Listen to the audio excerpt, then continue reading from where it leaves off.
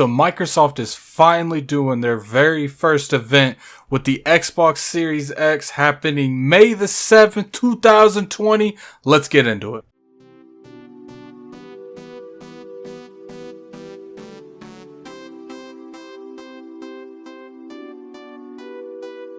If you're a huge fan of gaming, you keep up with the news, you know every year there's an event called E3.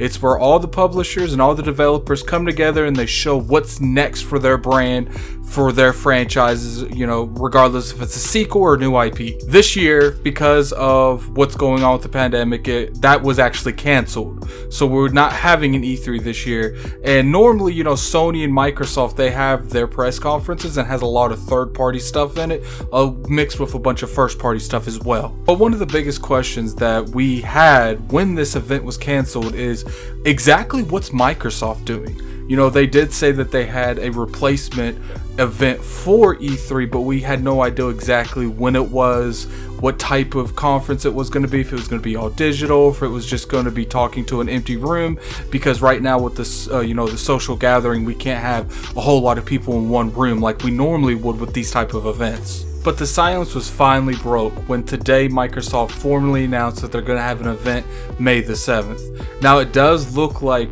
this is going to be dedicated to just third-party deals. So we're going to see all the third-party big titles, you know, stuff like Cyberpunk maybe the new Batman. They did announce that the new Assassin's Creed will be there with its first demonstrated gameplay on this platform, on this new console. But as far as their first-party titles, it does look like, you know, we might not see any of that in this May the 7th event. The way I took this news is they're going to split up their E3 presentation into two parts. The first part will be May the 7th and it'll be focused on third-party titles. And the second one, which will probably be anywhere in June, it will be focused on, you know, Microsoft's first-party titles from the, you know, the rumored Fables, the Halo, Forza. So, you know, we clearly have a lot of things to look forward to as an Xbox fan right now. A lot of news, a lot of information. So I'm a little split on this. So let's go ahead and talk about both perspectives that I feel like is being talked about over at Microsoft. Microsoft has huge deals with companies like Ubisoft, EA, Activision, and when it comes to these type of games and their third-party titles, there's not a lot of places where they can promote them currently. Since E3 was canceled, there's a huge hole in the gaming industry in terms of marketing where these games might show up, and I feel like this particular year is a really unique time where Microsoft can go in there and grab as many third-party marketing deals as possible. And the reason the marketing deals are important is because right now they have the world's strongest console. They have the Xbox Series X.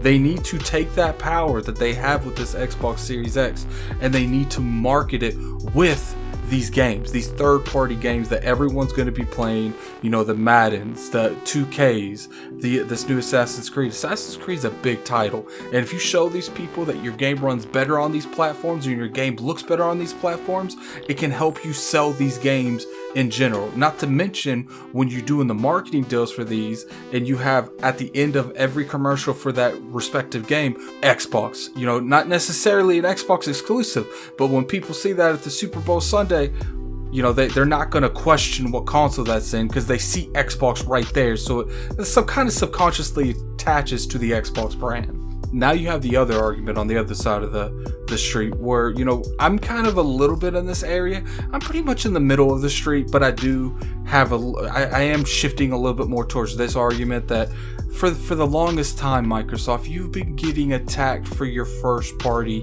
titles. You've been getting attacked because you don't have the quality that your competitors do.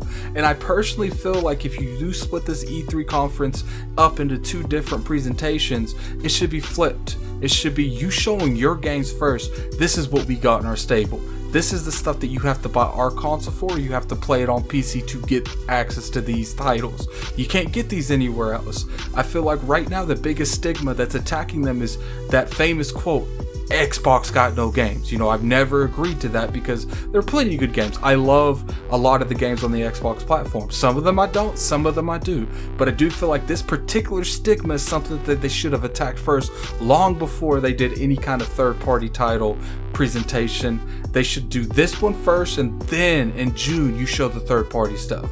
But maybe, you know, right now they need a little bit more time to get everything together for that first party, you know, summer blowout. And my hat's off to them, because I do feel like Microsoft has a lot going for them right now, and if they need that extra month to make sure that they come out next month with no hitches whatsoever and they have everything they need to blow out that entire presentation, then my hat's off to you. Just show me a Fable. That's all I ask of you guys. But anyway, tell me what you guys think in the comment section below. Do you guys think they're going to show anything, you know, at not E3, at this presentation in June?